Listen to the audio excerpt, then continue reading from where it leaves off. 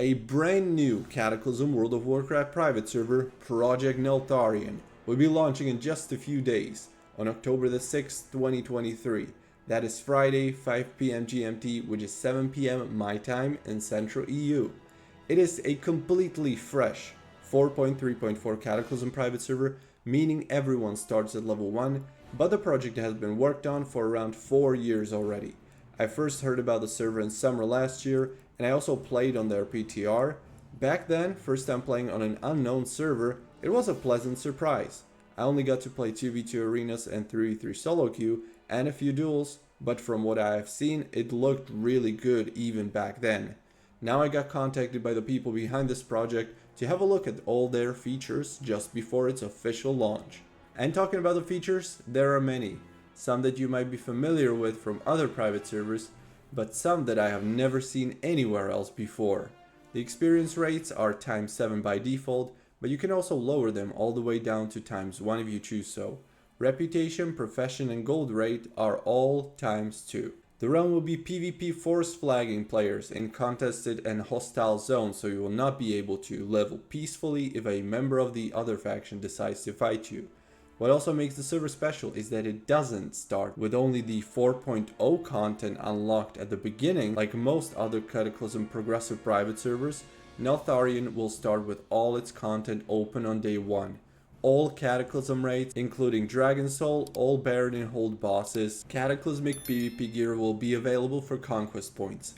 They have a website and forums where you can also read about all the features they're bringing, armory leaderboards including all arena brackets, rated BGs, but also rankings for honorable kills, mythic dungeons, yes, there are mythic dungeons on Neltharion, and even achievement points and realm firsts. One of the best armories I have ever seen, with your character's 3D model, guild roster, statistics, dungeon and raid completions, and even a full arena match history. There's also a donate store on the website with 2 currencies, coins which you get for donating and points which you can collect every 12 hours in your account panel.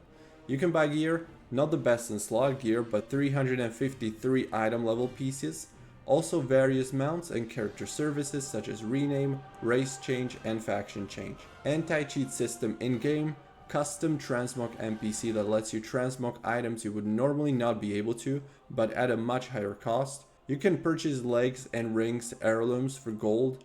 You can queue up for 3v3 solo queue arenas and even 1v1 skirmishes if you have no friends online to play with.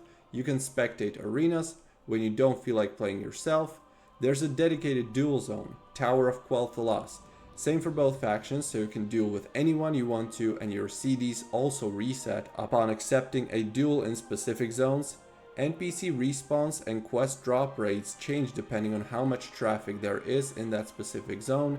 There's a filtering for the auction house so you don't get a million items displayed by the same person, and the auction house is also cross-faction.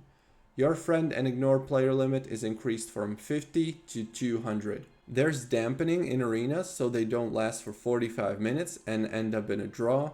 When you join a BG, you get your role automatically assigned depending on what spec you're in, tank, healer or DPS.